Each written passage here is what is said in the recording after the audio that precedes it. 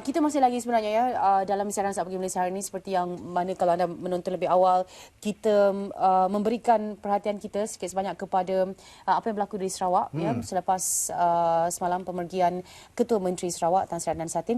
Jadi hari ini akan dilangsungkan upacara pengebumian dan difahamkan ketika ini wartawan kita Syahril Sarapudin berada di Kuching, Sarawak, di kediaman Allahyarham Tan Sri ya, dan untuk mendapatkan laporan lanjut dari Santubong, kita bersama-sama Syahril Sarapudin. Kita difahamkan sebenarnya juga untuk hari ini seperti yang Ivan telah sebutkan lebih awal tadi, jenazah akan dibawa ke masjid dan untuk pengebumian. Teruskan Syahril untuk laporan.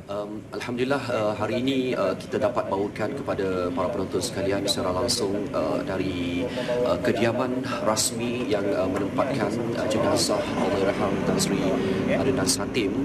Secara khususnya lokasi ini terletak di Jalan Santubong, Kuching, dan inilah dia kediaman rasmi yang menjadi lokasi tempat tinggal kepada Allahyarham Tan Sri Adnan Satim. Dan pada ketika ini, kalau kita boleh kongsikan di awal pagi ini, segala persiapan telah pun disusun atur bagi memastikan istiadat pengebumian yang akan berlangsung pada hari ini akan berjalan dengan lancarnya. Dan kalau kita dapat saksikan, van jenazah dari Lembaga Amanah Kebajikan Masjid Negeri Sarawak telah pun tiba di hadapan perkarangan kediaman rasmi Allahyarham Tan Sri, dan insya-Allah segala-galanya akan kita doakan berjalan dengan lancar.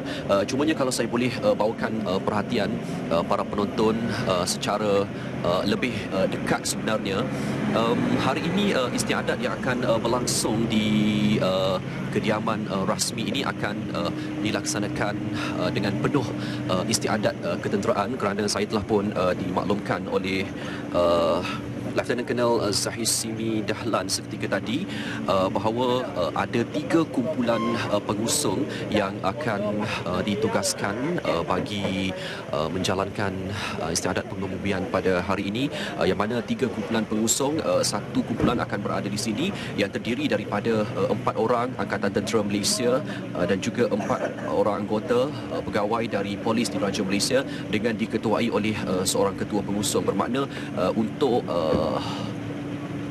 jenazah yang akan dibawa nanti akan diusung oleh 9 pegawai dari kolaborasi antara pihak Angkatan Tentera Malaysia dan juga polis di Raja Malaysia, dengan diketuai oleh seorang ketua. Dan ada 3 kumpulan secara keseluruhannya ditetapkan. 2 kumpulan lagi akan berada di Masjid Jami' di Petrajaya, Kuching. InsyaAllah itu pun kita akan bawakan kepada para penonton nanti. Dan dapat kita saksikan dengan dekat, kalau kamera saya boleh ke hadapan seketika, ini antara detik-detik persiapannya tatkala keranda jenazah baru saja tiba, dan pada ketika ini akan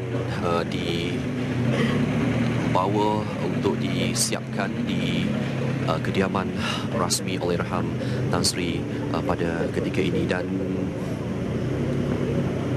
saya dimaklumkan juga sebenarnya majlis yang akan berlangsung di Tanah Perkuburan Islam Semeriang nanti akan diketuai oleh Datuk Juanda Jaya, Mufti, dan akan turut disertai oleh pihak Angkatan Tentera Malaysia dan juga Polis Diraja Malaysia, mengikut istiadat ketenteraan sebagai memberikan penghormatan terakhir kepada Allahyarham Tan Sri Adnan Satim yang merupakan Ketua Menteri Sarawak yang begitu disayangi, disegani bukan saja oleh rakyat negeri Sarawak, bahkan seluruh rakyat Malaysia turut bersedih pada hari ini. Dan kalau kita saksikan bendera seperti yang telah pun dimaklumkan semalam, dikibarkan separuh tiang, dan hari berkabung bagi negeri Sarawak ini akan bermula hari ini selama 7 hari. Jadi ini antara perkembangan terkini yang boleh saya kongsikan buat masa ini.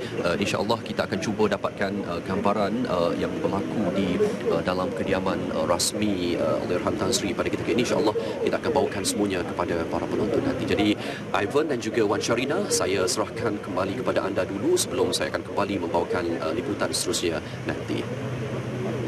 Terima kasih Syahril yang memberikan liputan dari kediaman Allahyarham Tan Sri Adnan Satim. Satu perkara nak sebut, Ivan, kalau tadi tertinggal sikit nak cerita Tan Sri Adnan ini, kepribadiannya yang mungkin sebenarnya boleh menggambarkan jugalah kalau beliau ni orang yang macam ni, maksudnya sebagai pemimpin pun beliau macam mana. Dengan isterinya selalu disebut bahawa kalau setiap kali melihat Puan Sri, beliau menyebut tentang inilah perkara yang paling baik pernah berlaku dalam kehidupan saya. Di depan orang ramai sebenarnya. Selamat pagi Malaysia.